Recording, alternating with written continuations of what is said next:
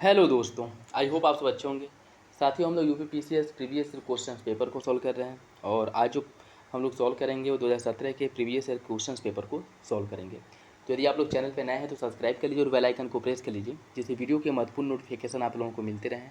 और वीडियो से रिलेटेड कोई भी डाउट हो, कोई कन्फ्यूजन हो, कमेंट बॉक्स में कमेंट करके पूछ सकते हैं। अपना फीडबैक जो है ज़रूर दिया करें। और देखिए, previous year question paper solve करना बहुत ज़रूरी है। आप क्या पढ़ रहे हैं, कितना पढ़ रहे हैं, उससे कोई मतलब नहीं है। और वैसे पढ़ने के लिए आप कुछ भी पढ़ सकते हैं और कोई एक सब्जेक्ट पूरा आपका ख़त्म नहीं होगा और एग्ज़ाम का डेट जो है वो आ जाएगा। इसलिए जो है, प्रीवियस ईयर क्वेश्चन पेपर अगर आप सॉल्व करते हैं तो उससे एक आइडिया लगता है कि कहाँ से कितने क्वेश्चन पूछे जा रहे हैं, क्वेश्चन पूछने का जो ट्रेंड है वो कैसा है और कहाँ पे ज़्यादा फोकस करना चाहिए। तो एक प्रॉपर तैयारी अगर करनी है, प्रॉपर जो है कोर्स एग्ज़ाम ओरिएंटेड तैयारी करनी है, तो उसके लिए ज़रूरी है कि आप लोग जो है प्रीवियस ईयर क्वेश्चन पेपर ज़रूर सॉल्व करें। और ये मैं दावे के साथ कह सकता हूँ कि अगर आप लोग बहुत अच्छे से previous year question paper solve कर रहे हैं तो आप यह मान के चलिए कि 25 से 30 क्वेश्चंस आप लोगों के इसी से तैयार हो जाएंगे, जो सीधे सीधे तैयार हो जाएंगे डायरेक्ट।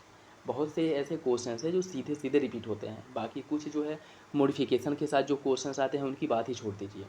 तो इसलिए भी ज़रूरी है कि प्रीवियस ईयर क्वेश्चन पेपर आप लोग सॉल्व करेंगे। उससे ज़्यादा कुछ नहीं तो कम से कम ये आइडिया लग जाएगा कि कहाँ से कैसे क्वेश्चंस पूछे जा रहे हैं। और जब आप 3-4 साल के क्वेश्चंस पेपर को लगातार जब सॉल्व करेंगे तो उससे आपको उसका ट्रेंड पता चलेगा कि हाँ, क्वेश्चन जो पूछे जा रहे हैं उनका जो पैटर्न चेंज हो रहा है, जो क्वेश्चन पूछे जा रहे हैं वो कैसे पूछे जा रहे हैं और किस पे हमको ज़्यादा फोकस करना चाहिए।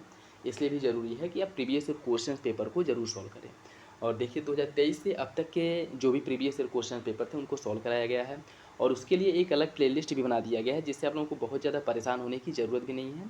आप प्लेलिस्ट में जा कर के जिस ईयर का previous year question paper solve करना चाहते हैं आराम से कर सकते हैं, उसे सॉल्व करिए। और उसके बाद देखिए कि कहाँ से क्वेश्चंस कैसे पूछे जा रहे हैं, क्योंकि फैक्ट बेस्ड जो क्वेश्चंस हैं वो आप लोगों को एक आइडिया तभी लगेगा जब आप previous year question paper solve करेंगे, तभी एक आइडिया लगेगा कि कहाँ से कैसे क्वेश्चंस आ रहे हैं। तो इसलिए भी ज़रूरी है, ठीक है। तो चलिए इसी के साथ वीडियो की शुरुआत करते हैं। क्वेश्चन नंबर फर्स्ट देखिए, ऋग्वेद के कई परिच्छेदों में प्रयुक्त अघन्या शब्द संदर्भित करता है। इसका सही आंसर हो जाएगा ऑप्शन सी। ऋग्वेद में अघन्या जो है गायों के लिए उपयोग किया जाता था, जिसे न मारे जाने योग्य घोषित किया गया था। गायों को लेकर के बहुत से युद्ध हुए थे, यहाँ तक कि जो लोग गायों को मारते थे उन्हें जो है देश निकाला की सज़ा भी दी जाती थी, ठीक है। ऋग्वेद में जो है अघन्या शब्द का उपयोग गाय के लिए किया गया है। गाय उस समय की सबसे महत्वपूर्ण पशु थी। मुद्रा, गाय का जो है मुद्रा के रूप में भी क्रय विक्रय में इसका उपयोग किया जाता था। उसके साथ साथ अगर हम देखें तो गाय जो है दान दक्षिणा में भी इसका उपयोग होता था। याज्ञिक कार्य हो गए, धार्मिक अनुष्ठान हो गए, यहाँ पर भी जो है गाय के मंत्रों से ही गोवध जो है इस समय यहाँ पे निषेध था। इसके साथ साथ जो है ऋग्वेद में गविष्टि, गायों की गवेषणा या फिर गवेषणा, गत्य, गत्य, गम्य आदि शब्दों का भी उल्लेख मिलता है। तो यह कह सकते हैं कि ऋग्वेद जो है उस समय गायों को बहुत ज़्यादा महत्व दिया गया था और इसको लेकर के बहुत सारे युद्ध होते थे। जो आपके यज्ञ वगैरह होते थे वहाँ पे गायों का महत्व था। तो सही आंसर जो है वो हो जाएगा आपका ऑप्शन सी, गायों के लिए उपयोग हुआ था। निम्नलिखित में से किस शैलेकृत गुफा में 11 सिरों के बोधिसत्व का अंकन मिलता है? इसका सही आंसर हो जाएगा ऑप्शन सी, कन्हेरी। कन्हेरी में, कन्हेरी गुफा की अगर हम बात करें तो यह मुंबई के पश्चिमी क्षेत्र में बसा बोरीवली के उत्तर में एक क्षेत्र है, जहाँ इसका निर्माण जो है 3री शताब्दी से लेकर के 9वीं शताब्दी के बीच में इसका निर्माण कार्य कराया गया था। और एक पहाड़ी को तराश करके 109 गुफाओं का यहाँ पे निर्माण किया गया है और ये सभी गुफाएं जो हैं बौद्ध गुफाएं हैं, अर्थात बौद्ध धर्म से संबंधित है, ठीक है। यहाँ पर बुद्ध की कई अलग अलग प्रतिमाओं का भी निर्माण किया गया है और इसी गुफा में 11 सिरों वाले बोधिसत्व की प्रतिमा भी प्राप्त हुई है, ठीक है। याद रखिएगा, इंपॉर्टेंट है। ये भी पूछ सकता है कि कन्हेरी गुफाओं का जो संबंध है वह किस धर्म से है, तो इम्पोर्टेंट है। इसमें जो भी मूर्तियाँ बनाई गई हैं वो सभी जो है बौद्ध धर्म से संबंधित हैं। निम्नलिखित कथनों पर विचार कीजिए। पश्चिमी गोदावरी जिले के गुंटूफल्ली में प्राचीनतम चैत्यगृह और विहार चट्टानों को काट करके बनाया गया है। पूर्वी दक्कन के चैत्य और बिहार साधारणतः चट्टानों को काटकर बनाया गया है। इसका सही आंसर जो है वो हो जाएगा ऑप्शन सी। दोनों विकल्प जो है वो आपके सही हैं। पश्चिमी गोदावरी जिले के गुट्टुफल्ली में जो प्रारंभिक चैत्यगृह और विहारों का निर्माण किया गया है चट्टानों को काटकर किया गया है, जबकि पूर्वी दक्कन में चैत्यगृह और विहार का जो निर्माण किया गया है वो साधारण चट्टानों को काटकर या उनको तराश करके किया गया है। तो सही आंसर सी हो जाएगा। दोनों विकल्प आपके सही हैं। नेक्स्ट देखिए, इसमें सूची फर्स्ट को सूची सेकंड से सुमित करना है। कुछ तीर्थंकर दिए गए हैं और उनका जो है प्रतीक चिन्ह दिया गया, उससे जो है आपको सुमिलित करना है। बात करें अगर हम आदिनाथ की, आदिनाथ का जो प्रतीक चिन्ह था वो वृषभ था। मल्लीनाथ का प्रतीक चिन्ह जल और कलश था। पार्श्वनाथ का सर्प था, एक सेकेंड, पार्श्वनाथ जो है इनका सर्प था और संभवनाथ जो है इनका जो है अश्व था। ठीक है, अश्व था। तो सही आंसर जो है वो हो जाएगा आपका 1432, 1432 ऑप्शन ए सही हो जाएगा। आदिनाथ का प्रतीक चिन्ह था वृषभ, मल्लीनाथ का जल और कलश था, पार्श्वनाथ का सर्प था और संभवनाथ का अश्व था। ऑप्शन ए जो है इसका सही हो जाएगा। नेक्स्ट देखिए, बराबर पहाड़ी की गुफाओं के विषय में निम्नलिखित में से कौन सा कथन जो है गलत है। बराबर पहाड़ी पर कुल 4 गुफाओं का निर्माण किया गया है। 3 गुफाओं की दीवार पर अशोक की अभिलेख का उत्कीर्ण किया गया है। यह जो अभिलेख है, इन गुफाओं को आजीविकों को समर्पित होने का उल्लेख मिलता है। ये सभी गुफाएं ईसा पूर्व 6ठी शताब्दी में बनवाई गई थी। देखिए, इसका जो सही आंसर है वो हो जाएगा ऑप्शन डी, यही आपका गलत है।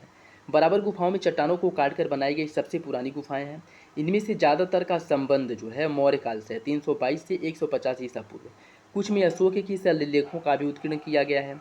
और ये गुफाएं जो हैं बिहार राज्य के जहानाबाद जिले में 24 किलोमीटर की दूरी पर स्थित हैं। ठीक है, ये जो गुफाएं हैं, यहाँ पे 4 गुफाएं हैं। नागार्जुनी में 3 गुफाओं का, बराबर में 4 गुफाओं का निर्माण किया गया है, नागार्जुनी में 3 गुफाओं का निर्माण किया गया है। और यह सभी जो है आजीविकों को समर्पित था, अर्थात आजीविकों को रहने के लिए इन गुफाओं का निर्माण किया गया था। ठीक है, और इसकी अगर हम बात करें, नागार्जुनी पहाड़ी की गुफाओं को नागा अर्जुनी गुफाओं के नाम से भी जाना जाता है। ठीक है, तो इनका निर्माण जो है 6ठी शताब्दी नहीं बल्कि 322 से 185 ईसा पूर्व की ये सभी गुफाएं हैं। ठीक है, 185 ईसा पूर्व की, ऑप्शन डी इसका सही हो जाएगा। नेक्स्ट देखिए, इसमें सूची फर्स्ट को सूची सेकंड से सुमिलित करना है। गांधार कला, इसका जो विकास हुआ था मुख्यतः कुषाण शासनकाल के बीच में जो है इसका विकास हुआ था। जूनागढ़ शिलालेख का निर्माण जो है रुद्रदमन फर्स्ट ने करवाया था। मिलिंद पन्हो, यह जो है मिलिंद के शासनकाल से संबंधित था। और तक्षशिला लेख जो है यह आपका पतीक के शासनकाल से संबंधित था। सही आंसर हो जाएगा 3, 4, 1, 2, ऑप्शन सी जो है इसका सही हो जाएगा। देखिए, गांधार कला का जो निर्माण हुआ था कुषाणों के संरक्षण में कराया गया था। जूनागढ़ शिलालेख का जो निर्माण है रुद्रदमन ने करवाया था। मिलिंद पन्हो की रचना मिलिंद के शासनकाल में और तक्षशिला पतीक के शासनकाल में। नेक्स्ट देखिए, 6ठी शताब्दी ईसा पूर्व का मत्स्य महाजनपद स्थित था। यह जो है वर्तमान समय में जो राजस्थान है यहाँ पे स्थित था। ठीक है, मत्स्य जिसकी जो राजधानी थी विराटनगर थी। यहाँ पे बड़े राज्य थे, 16 जो है बड़े राज्यों का उल्लेख मिलता है ईसा पूर्व 6ठी शताब्दी में, जिन्हें महाजनपद कहा जाता था। और बौद्ध ग्रंथ के अंगुत्तर निकाय में 16 महाजनपदों का उल्लेख मिलता है, जिसमें कुरु, पांचाल, सुरसेन, वत्स, कौशाम्बी, मल्ल, काशी, अंग, मगध, वज्जी, चेदी, मत्स्य, अश्मक, अवंती, गांधार, कंबोज। इन महाजनपदों में से मत्स्य महाजनपद की राजधानी जो थी विराटनगर थी। और इसमें ये क्वेश्चन एक बार पूछा गया था कि 16 महाजनपदों में से वर्तमान उत्तर प्रदेश में कितने महाजनपद स्थित हैं। ठीक है, तो याद रखिएगा ये जो 16 महाजनपद थे इसमें से 8 महाजनपद जो है केवल उत्तर प्रदेश में ही है। ठीक, ऑप्शन बी इसका सही हो जाएगा। जौनपुर राज्य का जो अंतिम शासक था वो कौन था। जौनपुर राज्य का अंतिम शासक हुसैन शाह था। हुसैन शाह, जिसे सरकी शासक भी कहा जाता है। ठीक है, देखिए, जौनपुर की स्थापना सुल्तान फिरोज शाह तुगलक ने अपने भाई जौना खां अर्थात मोहम्मद बिन तुगलक की याद में करवाया था। सरकी वंश की स्थापना ख्वाजा जहां ने करवाया था। सरकी वंश की स्थापना जो है ख्वाजा जहां ने 1394 ईस्वी में की थी। मल्लिक उस सर्क की उपाधि यह जो है धारण करता था। और जौनपुर राज्य का जो अंतिम शासक था हुसैन शाह सरकी था, जिसे पराजित करके 1485 में सुल्तान बहलुल लोदी ने सरकी साम्राज्य को दिल्ली में मिला लिया था। ठीक है, दिल्ली 1485 ईस्वी में बहलुल लोदी ने इसे पराजित करके दिल्ली सल्तनत में मिला लिया था। सही आंसर जो है वो हो जाएगा ऑप्शन बी, हुसैन शाह सरकी, ऑप्शन बी सही है। 1303 में काकतीय शासकों की सेना ने निम्न में से किसकी सेना को वारंगल में पराजित किया था। इसका जो सही आंसर है वो हो जाएगा ऑप्शन सी, अलाउद्दीन खिलजी की सेना को पराजित किया था इनके द्वारा। देखिए, 1303 ईस्वी में अलाउद्दीन खिलजी ने 1303 में अलाउद्दीन खिलजी ने दक्षिण भारत के राज्य वारंगल पर आक्रमण किया था। उस समय वहाँ पर काकतीय वंश का शासक था। ठीक है, और काकतीयों की जो सेना थी इन्होंने अलाउद्दीन की सेना को बुरी तरह से पराजित किया था। ऑप्शन सी सही हो जाएगा। नेक्स्ट देखिए, अकबर के शासनकाल में दक्कन में निम्न पद्धतियों में से कौन सा भू राजस्व वसूली का प्रचलित आधार था। कनकूल, हल की संख्या, जब्त या फिर गल्ला बख्शी। इसका सही आंसर हो जाएगा ऑप्शन बी, हल की संख्या, ऑप्शन बी सही है, हल की संख्या। देखिए अकबर के शासनकाल में 15वें अकबर के शासनकाल के 15वें वर्ष में खालसा भूमि पर भू राजस्व की नवीन प्रणाली का सूत्रपात किया गया, कह सकते हैं कि उसकी शुरुआत की गई। भूमि की पैमाइश और खेतों की मूल वास्तविक पैदावार पर आधारित इस प्रणाली को जब्ती प्रणाली के नाम से जाना जाता था और यही प्रणाली जो है संपूर्ण उत्तर भारत में लागू थी। ठीक है, दक्षिण भारत में इस प्रकार की व्यवस्था पद्धति का अभाव था और वहाँ के किसान हल की संख्या के आधार पर भू राजस्व का भुगतान करते थे। ठीक है, वहाँ पे जो भू राजस्व का निर्धारण किया जाता था वो हल की संख्या के आधार पर किया जाता था। कहाँ पे? दक्षिण भारत में। याद रखिएगा, इंपॉर्टेंट है, ऑप्शन बी हो जाएगा। निम्न विदेशी यात्रियों में से किसने जहांगीर के शासनकाल में भारत की यात्रा की थी? फादर एंथोनी मॉन्सरेट, फ्रांसिस्को पेलसॉट, निकोलो मनुची या फिर फ्रंकवायस बर्नियर। इसका सही आंसर हो जाएगा ऑप्शन बी, फ्रांसिस्को पेलसॉट। यह जो है जहांगीर के शासनकाल में भारत की यात्रा इसके द्वारा की गई थी। ठीक है, जहांगीर के शासनकाल में भारत की यात्रा करने वाले यात्री जो फ्रांसिस्को पेलसॉट था, जो एक डच फैक्ट्री का गुमास्ता, आगरा में डच टकसाल का अध्यक्ष था और उसने जहांगीर के शासनकाल पर एक पुस्तक की रचना भी की थी जिसका नाम था जहांगीर का भारत।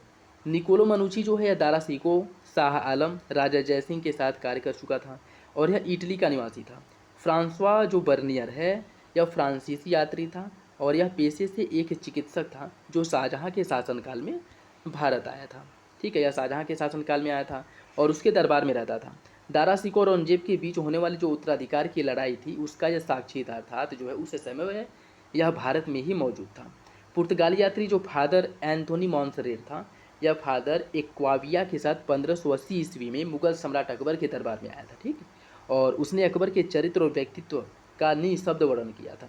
तो सही आंसर क्या हो जाएगा? सही आंसर जो है वो हो जाएगा आपका ऑप्शन बी। नेक्स्ट देखिए, निम्नलिखित में से कौन सा युग में सुमेलित नहीं है? हेक्टर मुनरो, बक्सर का युद्ध इसके समय में हुआ था। लॉर्ड हेस्टिंग्स आंग्ल नेपाल युद्ध, लॉर्ड वेलेजली, चतुर्थ आंग्ल मैसूर युद्ध, लॉर्ड कार्नवालिस, तृतीय आंग्ल मराठा युद्ध। इसका जो सही आंसर है वो हो जाएगा ऑप्शन डी, तृतीय आंग्ल मराठा युद्ध जो है यह 1817 से 1818 के बीच में हुआ था और उस समय जो है भारत में लॉर्ड हेस्टिंग का शासन था। ठीक है, लॉर्ड हेस्टिंग का, उस समय भारत में लॉर्ड हेस्टिंग भारत का गवर्नर जनरल था। ठीक है, तो सही आंसर जो है वो हो जाएगा आपका ऑप्शन डी। तृतीय आंग्ल मराठा युद्ध हो गया और आंग्ल नेपाल युद्ध हो गया। ठीक है, जो सुगौली की स्तंभ द्वारा समाप्त हुई थी, यह सभी जो है आपके लॉर्ड हेस्टिंग्स जो है उसके शासनकाल में होते हैं। यहाँ पे कन्फ्यूज मत होइएगा, लॉर्ड हेस्टिंग्स और वारेन हेस्टिंग्स यह दोनों अलग अलग हैं। ठीक है, ऑप्शन डी सही हो जाएगा। किसने ईस्ट इंडिया कंपनी के बारे में यह टिप्पणी किया था कि कंपनी एक असंगति है परंतु यह उस व्यवस्था का भाग है जहाँ सब कुछ ही असंगत है? ये देखिए, इसका अगर हम बात करें, इसे जो है यूपी लोक सेवा आयोग द्वारा जो है मूल्यांकन से बाहर कर दिया गया था। ठीक है, अगर इसमें हम देखें तो थॉमस वेलिंगटन जो है या मैकाले के ईस्ट इंडिया कंपनी ने कंपनी के बारे में टिप्पणी किया था। ठीक है, किसने किया था? थॉमस वेलिंगटन और मैकाले द्वारा किया गया था। ठीक है, मैकाले द्वारा। तो इसमें जो है अगर हम जीबी मैकाले नहीं है, मैकाले है, कंपनी का एक असंगति है परंतु यह उस व्यवस्था का भाग है जहाँ सब कुछ असंगत है। यह वक्तव्य थॉमस वेलिंगटन और मैकाले द्वारा दिया गया था। ठीक है, और इसका जो मूल नाम है वो टीबी मैकाले है, टीबी मैकाले, और यहाँ पे क्या दिया है? इसमें जीबी मैकाले दिया है, इसलिए क्वेश्चन जो है गलत है। ठीक है, तो ऑप्शन कोई सा भी सही नहीं है, इसे बाहर कर दिया गया था। निम्नलिखित में से किन स्थानों पर डचों ने अपने व्यापारिक अड्डे स्थापित किए थे? नागापट्टिनम, चिनेसुरा, मछलीपट्टनम, सूरत, भरूच, आगरा, कोचीन, अहमदाबाद, पटना या उपरोक्त में से सभी? इसका सही आंसर हो जाएगा ऑप्शन डी, इन सभी स्थानों पर डचों द्वारा अपनी कंपनियां, फैक्ट्रियां स्थापित की गई थी। नागापट्टिनम, चिनसुरा, मछलीपट्टनम, सूरत, भरूच, आगरा, कोचीन, अहमदाबाद और पटना, इन सभी स्थानों पर याद रखिएगा। ठीक है, इन सभी स्थानों पर इनके द्वारा कंपनी स्थापित की गई थी। और देखिए, डच सेना जो है वादेर हेंग या 1605 में कोरोमंडल क्षेत्र के मसूलीपट्टनम में पहली डच कारखाना का स्थापित करता है। ठीक है, पहला डच कारखाना का जो स्थापना किया गया था यह मसूलीपट्टनम में स्थापित किया गया था 1605 ईस्वी में। उसके बाद जो है डचों ने सूरत, भरूच, कैम्बे, अहमदाबाद वाले क्षेत्र में, फिर कोचीन, मछलीपट्टनम, चिनसुरा, पटना, आगरा, नागापट्टिनम, यहाँ पे अपनी जो महत्वपूर्ण व्यापारिक केंद्र हैं या फैक्ट्रियाँ हैं उनकी स्थापना की थी। निम्नलिखित कथनों पर विचार कीजिए। ब्रिटिश काल में सामान्यतः भारत का व्यापार संतुलन अनुकूल था, धन की निकासी का स्वरूप प्रतिफलित निर्यात था। इसका सही आंसर क्या होगा? देखिए, इसका सही आंसर जो हो जाएगा आपका ऑप्शन डी, ऑप्शन ए। इसमें क्या करें? ब्रिटिश काल में सामान्यतः भारत का व्यापार संतुलन अनुकूल था। ऑप्शन ब्रिटिश काल में अंग्रेजों ने एक रणनीति बनाकर भारत का जो आर्थिक शोषण किया उन्होंने यहाँ की जनता की चिंता न करके अपनी आर्थिक नीतियाँ भारतीयों पर जबरदस्ती लाद दी, जिनका मुख्य उद्देश्य अंग्रेजों का हित था, और इस शोषण की नीति ने भारत की आर्थिक व्यवस्था को पंगु बना दिया था। जॉन सुल्लिवान ने भारत में ब्रिटिश आर्थिक नीति और जो उसके प्रभाव हैं इसके बारे में उल्लेख किया है, जिसमें इन्होंने कहा है कि हमारी प्रणाली एक ऐसे स्पंज के रूप में कार्य करती है जो गंगा के किनारे से प्रत्येक अच्छी वस्तुओं को सोख लेती है और टेम से किनारे ले जाकर के इसे निचोड़ देती है, और धन की निकासी से निर्यात का रूप में किसी प्रकार का प्रतिफल प्राप्त नहीं होता है। मतलब जैसे धन की निकासी जो होती है, बदले में भारत को प्राप्त क्या होता था? कुछ भी नहीं प्राप्त होता था। ठीक है, तो इसका जो सही आंसर होगा ना, दूसरा सही है, पहला गलत है, ये गलत दिया है। ठीक, ये गलत है, ये गलत है, दूसरा सही है। तो इसका सही आंसर जो है वो हो जाएगा ऑप्शन डी होगा। ठीक, इसमें क्या कह रहा है? पहले में कह रहा है कि ब्रिटिश काल में सामान्यतः भारत का व्यापार संतुलन अनुकूल था। बिल्कुल नहीं, अनुकूल नहीं, यह जो है प्रतिकूल था। ठीक है, भारत में क्या करते हैं? निर्यात किया जाता था भारत से, बदले में भारत को कुछ नहीं मिलता था। ब्रिटेन में जो बनी कपड़े हैं या किसी अन्य जो सामान हुआ करते थे, उनका व्यापक स्तर पे भारत में जो है क्या किया जाता था? निर्यात किया जाता था, सस्ते दामों पे बेचा जाता था। मतलब भारत को एक मार्केट के रूप में उपयोग किया जाता था, और भारत की हाथ की बनी वस्तुएं जो सूती कपड़े होते थे उनका ब्रिटेन में पहुंचना ही बहुत मुश्किल हुआ करता था। ठीक है, तो ये संतुलन कैसे हुआ? यह गलत हो जाएगा। ठीक है, दूसरा सही है, पहला गलत है।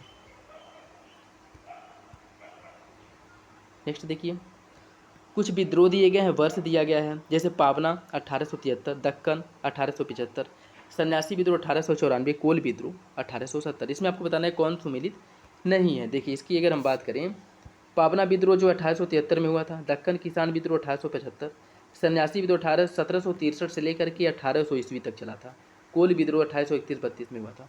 तो इसमें एक नहीं, दो विकल्प ऐसे हैं जो सही सुमेलित नहीं है। ठीक है, सन्यासी विद्रोह इसमें क्या दिया? 1894, कोल विद्रोह 1817, ये दोनों ही वैसे ही गलत हैं। नेक्स्ट देखिए, निम्नलिखित में से किस समाज सुधारक ने 1826 की जूरी अधिनियम को घोर विरोध कहा था? घोर विरोधी के कहा था, और इसका उसके बाद जो है विरोध भी किया गया था इनके द्वारा। राजा राम मोहन राय ने इसका विरोध किया था, राजा राम मोहन राय ने। देखिए, 1826 के जूरी अधिनियम का विरोध समाज सुधारक राजा राम मोहन राय ने किया था। 16 वर्ष की आयु में इनकी आस्था मूर्ति पूजा में नहीं रही, और इन्होंने फारसी में तूफत उल मुवाहुद्दीन नामक पुस्तक की रचना की थी, जिसमें मूर्ति पूजा का खंडन किया गया था इनके द्वारा, और इन्होंने एकेश्वरवाद की प्रशंसा की थी। 1815 में इन्होंने आत्मीय सभा की स्थापना की, जिसका उद्देश्य हिंदू समाज में जो व्याप्त बुराइयां हैं उसको उजागर करना और लोगों को इससे अवगत कराना, और इन बुराइयों को हिंदू धर्म से दूर करना था। ईसाईयत के प्रभाव को रोकने और सभी धर्मों में आपसी एकता स्थापित करने के लिए इन्होंने इसकी स्थापना की थी। ठीक है, क्योंकि हिंदू धर्म में बहुत ज़्यादा कुरीतियाँ थी, जिसका फ़ायदा ईसाई मिशनरी उठाते थे और भारत में ईसाई धर्म का प्रसार करते थे, जिसको रोकने के लिए जो है इन्होंने बहुत अथक प्रयास किया था। नेक्स्ट देखिए, निम्नलिखित में से किस वर्ष बंगाल के मिदनापुर जिले में जातीय सरकार की स्थापना की गई थी? मिदनापुर में जो जातीय सरकार की स्थापना हुई थी भारत छोड़ो आंदोलन के समय 1942 में हुआ था, और इसके बाद जो है कई जगहों पे सरकार की स्थापना, जैसे तामलुक मिदनापुर में 1942-1944 तक ये समानांतर सरकार की स्थापना की गई थी, वह चली थी। बलिया में चीतू पांडे के नेतृत्व में सरकार की स्थापना की गई थी, यह भी 1942 में इसकी स्थापना हुई। सतारा महाराष्ट्र में जो है यहाँ भी 1943 से 1945 तक जो समानांतर सरकार की स्थापना की गई थी वह चली थी। ठीक है, निम्नलिखित में से किसकी समस्त संसार में चर्चा हुई और अभियुक्तों के समर्थन में Albert Einstein, H.G. Wells, Harold Laski, Roosevelt ने सहानुभूतिपूर्ण टिप्पणी की थी? मेरठ षड्यंत्र मुकदमा का। देखिए, मेरठ से षड्यंत्र केस जो हुआ था 1929 से 33 के बीच में हुआ था, जिसमें 25 कम्युनिस्ट क्रांतिकारियों पर मुकदमा चलाया गया था, जिसमें से 3 अंग्रेज भी थे, और इन विद्रोहियों के समर्थन में Einstein, Roosevelt, H.G. Wells, Harold Laski इन्होंने अपनी सहानुभूति दी थी, और इस समय बहुत ज़्यादा सुर्खियों में था। ठीक है, तो सही आंसर हो जाएगा ऑप्शन सी। स्वतंत्रता पूर्व भारत में निम्नलिखित में से किसने केंद्रीय विधानसभा में स्वराज दल का समर्थन किया था? इसका सही आंसर हो जाएगा ऑप्शन ए, मोहम्मद अली जिन्ना ने। मोहम्मद अली जिन्ना ने। देखिए, 1 जनवरी 1923 में चित्तरंजन दास और मोतीलाल नेहरू ने इलाहाबाद में एक सम्मेलन का स्वराज दल की स्थापना की।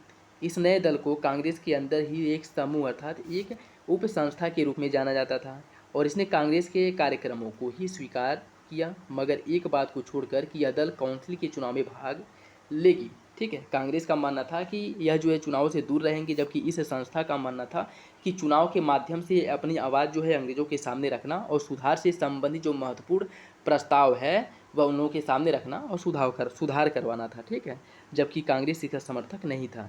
लेकिन केंद्रीय विधानसभा में स्वराज दल का जो समर्थन है वह मोहम्मद अली जिन्ना और मदन मोहन मालवीय इन लोगों ने किया था। ठीक है, तो याद रखिएगा, इंपॉर्टेंट है, पूछ सकता है कि किसके द्वारा समर्थन किया गया था। ठीक है, गोपाल कृष्ण गोखले ने किस वर्ष भारत सेवक मंडल अर्थात सर्वेंट ऑफ इंडिया सोसाइटी की स्थापना की थी? 1905 में इनके द्वारा सर्वेंट ऑफ इंडिया सोसाइटी की स्थापना की गई थी। या गोपाल कृष्ण गोखले की बात करें तो 1866 से 1916 ईस्वी तक ये राजनीति में सक्रिय रहे जब तक इनकी मृत्यु नहीं हो गई। ठीक है, और यह एक महत्वपूर्ण स्वतंत्रता सेनानी, समाज सेवी, विचारक, समाज सुधारक थे। भारतीय राष्ट्रीय कांग्रेस के प्रसिद्ध नरमपंथी नेता थे। चरित्र निर्माण की आवश्यकता से पूर्णतः सहमत होकर के 1905 में इनके द्वारा सर्वेंट ऑफ इंडिया सोसाइटी की स्थापना की गई थी। सही आंसर जो है वो हो जाएगा आपका ऑप्शन डी।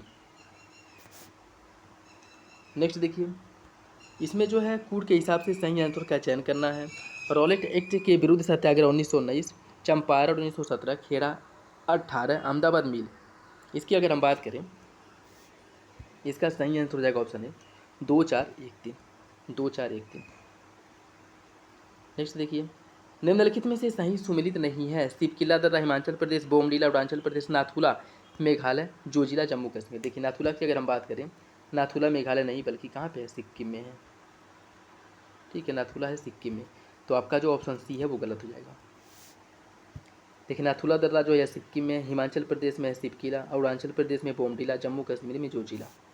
ठीक है, और वर्तमान समय में अगर हम देखें तो जोजिला जो है जम्मू कश्मीर नहीं बल्कि लद्दाख संघ शासित क्षेत्र में। ठीक है, नेक्स्ट देखिए, इसमें भी कुछ जलप्रपात दिए गए हैं, नदी दी गई है, उससे आपको सम्मिलित करना है।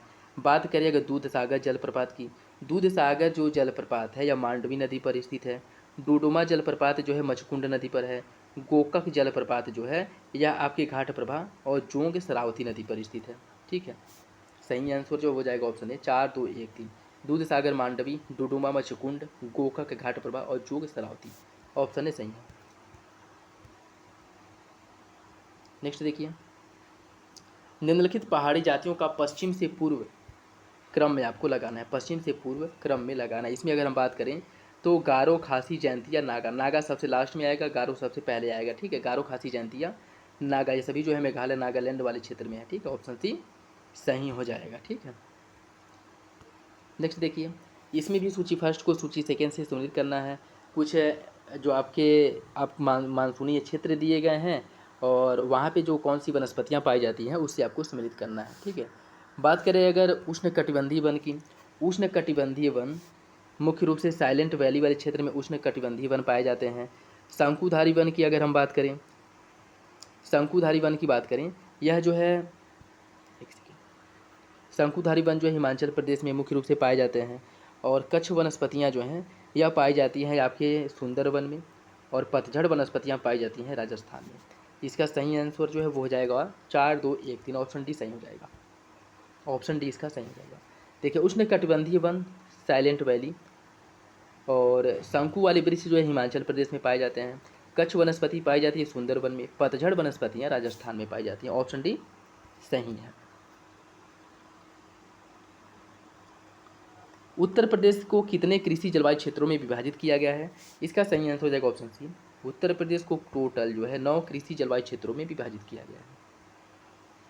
और इन 9 कृषि जलवायु क्षेत्रों की बात करें तो भाबर एवं तराई क्षेत्र, पश्चिम मैदानी क्षेत्र, मध्य पश्चिमी मैदानी क्षेत्र, दक्षिण पश्चिम अर्धशुष्क क्षेत्र और मध्य मैदान क्षेत्र बुंदेलखंड वाला क्षेत्र हो गया, उत्तर पूर्वी मैदानी क्षेत्र, पूर्वी मैदानी क्षेत्र और विंध्य क्षेत्र। ये सभी जो है उत्तर प्रदेश के प्रमुख जलवायु क्षेत्र हैं। ठीक है, और इनकी संख्या टोटल 9 है। निम्नलिखित में से कौन सा युग्म सही सुमेलित है? इडुक्की तापीय शक्ति है, सबरीगिरी जो है यह जल विद्युत परियोजना है, घाट प्रभा सिंचाई परियोजना, रामगंगा बहुउद्देशीय परियोजना। आपको बताना है कौन सही सुमेलित है। देखिए इसका सही आंसर हो जाएगा आपका ऑप्शन है 2, 3, 1, 4, 2, 3, 4। ठीक है, अगर इडुक्की की बात करें, इडुक्की एक सिंचाई परियोजना है। ठीक है, जो केरल राज्य में स्थित है, पेरियार नदी पर इसका निर्माण किया गया। ठीक, ऑप्शन ए हो जाएगा। और इसमें क्या दिया है, इसमें दिया है कि इडुक्की जो है एक तापीय परियोजना, जो कि गलत है। निम्नलिखित शैलक्रमों में से कौन सा भारत का 99% से अधिक कोयला प्रदान करता है? इसका सही आंसर हो जाएगा ऑप्शन डी। गोंडवाना क्रम के शैलों में मुख्य रूप से कोयला पाया जाता है और ये कोयला प्रधान है, और यहाँ पे मुख्य भारत के 95% से अधिक कोयला जो है इसी क्षेत्र में, या कह सकते हैं कि इसी क्रम में पाई जाती है। ठीक है।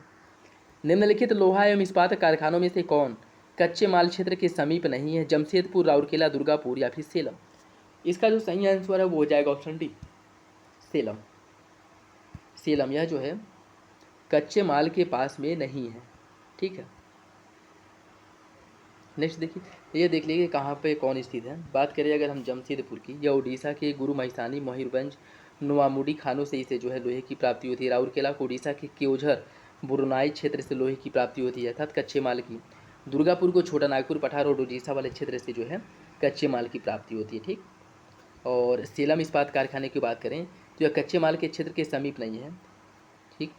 नेक्स्ट देखिए, इसमें जो है सूची फर्स्ट को सूची सेकेंड से सम्मिलित करना है। कुछ एल्यूमिनियम कंपनियां दी गई हैं और उनकी स्थिति, इन्हें आपको बताना है कौन कहाँ पे है, उससे आपको सम्मिलित करना है। ठीक है। बात करें अगर बाल्को की, बाल्को जो है कोरबा में है। ठीक। बाल्को कोरबा में है। इंडियन एल्यूमिनियम हिंडाल्को की बात करें, हिंडाल्को है रेणुकूट में। ठीक है। और उसके बाद जो है हिंडाल्को रेणुकूट, बाल्को आपका कोरबा, और इंडियन एल्यूमिनियम कंपनी या हीराकुंड में है, नाल्को है आपके कोरापुट में। देखिए बाल्को जो है कोरबा में है, हिंडाल्को रेणुकूट उत्तर प्रदेश में है, इंडियन एल्यूमिनियम कंपनी हीराकुंड, और नाल्को जो है कोरापुट में है। भारत का सर्वाधिक गहराई वाला बंदरगाह कौन सा है? भारत का सर्वाधिक गहराई वाला जो बंदरगाह है वो पारादीप है। और पारादीप है कहाँ पे? पारादीप है आपके उड़ीसा में, पारादीप है। ठीक है। पारादीप जो है सर्वाधिक गहराई वाला बंदरगाह है जो उड़ीसा के जगत सिंहपुर जिले में स्थित है, और यह भारत के पूर्वी समुद्र किनारे पर स्थित सबसे बड़ा समुद्र तटों में से एक है। और यह बंदरगाह जो है एक कृत्रिम बंदरगाह है। ठीक है। पारादीप की अगर हम बात करें तो यह गहरे पानी वाला बंदरगाह है जो बंगाल की खाड़ी और महानदी के संगम पर स्थित है, बंगाल की खाड़ी और महानदी के संगम पर। विशाखापत्तनम यह देश का सबसे बड़ा प्राकृतिक बंदरगाह है। इसका सही आंसर हो जाएगा ऑप्शन सी। कर्क रेखा निम्नलिखित में से किन राज्यों से होकर के गुजरती है? गुजरात, छत्तीसगढ़, उत्तर प्रदेश, झारखंड। देखिए इसका जो सही आंसर है वो हो जाएगा ऑप्शन ए। कर्क रेखा गुजरात, छत्तीसगढ़, झारखंड से होकर उत्तर प्रदेश से होकर के कर्क रेखा नहीं गुजरती है। ऑप्शन ए सही हो जाएगा। ठीक है। देखिए कर्क रेखा की अगर हम बात करें, कर्क रेखा गुजरात, राजस्थान, मध्य प्रदेश, छत्तीसगढ़, झारखंड, पश्चिम बंगाल, त्रिपुरा और मिजोरम यहाँ से होकर के गुजरती है। नेक्स्ट देखिए, निम्नलिखित में से कौन सा सबसे बड़ा पठार है? कोकोनिको, एक्वेरियम, कोलोराडो या फिर कोलंबिया? सबसे बड़ा जो पठार है वो है आपका कोलोराडो। ऑप्शन सी हो जाएगा, कोलोराडो सबसे बड़ा पठार है। देखिए संयुक्त राज्य अमेरिका के दक्षिण पश्चिम क्षेत्र में स्थित कोलोराडो पठार यह सबसे बड़ा पठार है जो लगभग 3,37,000 वर्ग किलोमीटर क्षेत्र में इसका विस्तार पाया जाता है। और कोलंबिया का पठार यह 1,60,000 वर्ग क्षेत्र में इसका विस्तार है। वर्षा की मात्रा किस पर निर्भर करती है? वर्षा की जो मात्रा है वह वायुमंडल में नमी पर निर्भर करती है। वायुमंडल में जिस हिसाब से नमी होती है, जितनी नमी होती है वर्षा की मात्रा भी उसी के अकॉर्डिंग होती है। ठीक है। तो वायुमंडल में नमी पर स्थित निर्भर करती है वर्षा की मात्रा। निम्न में से कौन सा विशालतम हिमनद है? ससाइनी, गंगोत्री, जेमू या फिर सियाचिन? इसका सही आंसर हो जाएगा ऑप्शन डी, सियाचिन ग्लेशियर। ससाइनी 17.85 किलोमीटर लंबा है, सियाचिन जो है 76 किलोमीटर, गंगोत्री 26 और जेमू 5 किलोमीटर लंबा है। तो सबसे लंबा जो ग्लेशियर है वो है आपका ऑप्शन डी अर्थात सियाचिन ग्लेशियर। अधोलिखित में से कौन शीत महासागर धारा नहीं है? मतलब कौन जो है ठंडी जल धारा नहीं है, ये आपको बताना है। कनारीज, हम्बोल्ट, आयोसीबो या फिर अगुलहास? इसका जो सही आंसर है वो हो जाएगा ऑप्शन डी, अगुलहास। अगुलहास जो है यह आपकी ठंड नहीं बल्कि गर्म जलधारा है जो हिंद महासागर में चलती है। बाकी कनारीज ठंडी जलधारा है, हम्बोल्ट जिसे पेरू जलधारा के नाम से भी जाना जाता है, आयोसीबो जो आपके जापान के पूर्वी तट पे चलती है, अगुलहास यह गर्म जलधारा है जो अफ्रीका के पूर्वी क्षेत्र में हिंद महासागर के सटे हुए जो है मेडागास्कर वाले क्षेत्र में चलती है। ठीक है। और इसके पश्चिमी क्षेत्र में जो चलती है वो बेग्यूला है जो ठंडी जलधारा है। अगुलहास और बेग्यूला ये अफ्रीका के दोनों तटों पे प्रवाहित होने वाली जलधाराएं हैं, जिसमें से अगुलहास जो है यह गर्म जलधारा है और बेग्यूला जो है यह ठंडी जलधारा है। सही आंसर हो जाएगा इसका ऑप्शन डी। लाल सागर उदाहरण है किसका? लाल सागर जो है यह अक्षीय द्रोणी का उदाहरण है, अक्षीय द्रोणी का। इसका सही आंसर हो जाएगा ऑप्शन सी। निम्नलिखित में से किसे वायुमंडल के प्राकृतिक संतुलन के लिए कार्बन डाइऑक्साइड की उपयुक्त सांद्रता मानी जाती है? कार्बन डाइऑक्साइड की जो सांद्रता है वह 0.03% है। ठीक है, ऑप्शन बी हो जाएगा। नेक्स्ट देखिए, निम्नलिखित में से किसे यूरोप की तेल राजधानी कहा जाता है? यूरोप की तेल राजधानी कहा जाता है एबरडीन को, एबरडीन को यूरोप की तेल राजधानी कहा जाता है। ठीक है, सही आंसर हो जाएगा ऑप्शन बी। ब्राज़ील में विशाल कहवा बागान को क्या कहा जाता है? ब्राज़ील में जो कहवा बागान है उसे फजेंडा के नाम से जाना जाता है, फजेंडा के नाम से। ऑप्शन डी हो जाएगा। निम्नलिखित में से किस देश समूह की सीमा इजराइल से लगती है? देखिए, यह क्वेश्चन जो है आपकी आर में पूछा था। ठीक है, आर में अभी जो निरस्त हो गया है उसमें यह क्वेश्चन पूछा था। इसका जो देखिए सही हो जाएगा आपका लेबनान, सीरिया, जॉर्डन, मिस्र।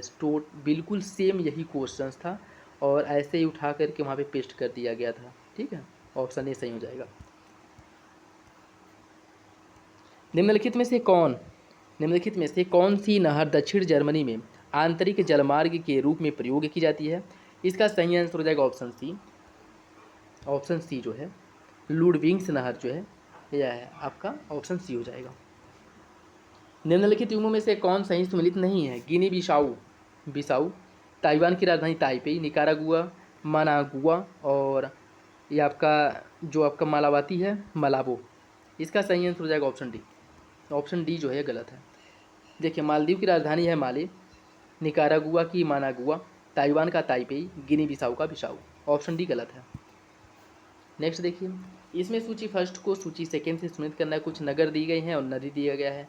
कौन सा नगर किस नदी के तट पर स्थित है उससे आपको सम्मिलित करना है। ठीक है, बात करें अगर खार्तूम की, खार्तूम शहर जो है यह आपके नील नदी के तट पर स्थित है और ब्राज़ाविले जो है यह आपके जायरे नदी के तट पर स्थित है।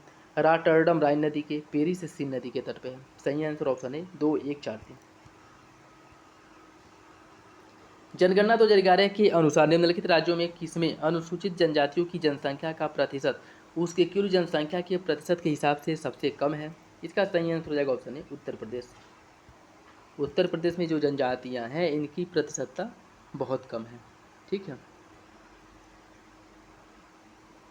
देखिए उत्तर प्रदेश में जो एसटी कम्युनिटी है इनका परसेंटेज जो है 0.6% है, जबकि बिहार में 1.3, तमिलनाडु में 1.1 और केरल में 1.5। 2011 की जनगणना के अनुसार निम्न में से किस राज्य में जनसंख्या में कमी आई है? नागालैंड, मणिपुर, त्रिपुरा, सिक्किम। इसका सही आंसर हो जाएगा ऑप्शन है नागालैंड। यहाँ की जो जनसंख्या वृद्धि दर है वो निगेटिव में गई थी। ठीक, ऑप्शन ए हो जाएगा।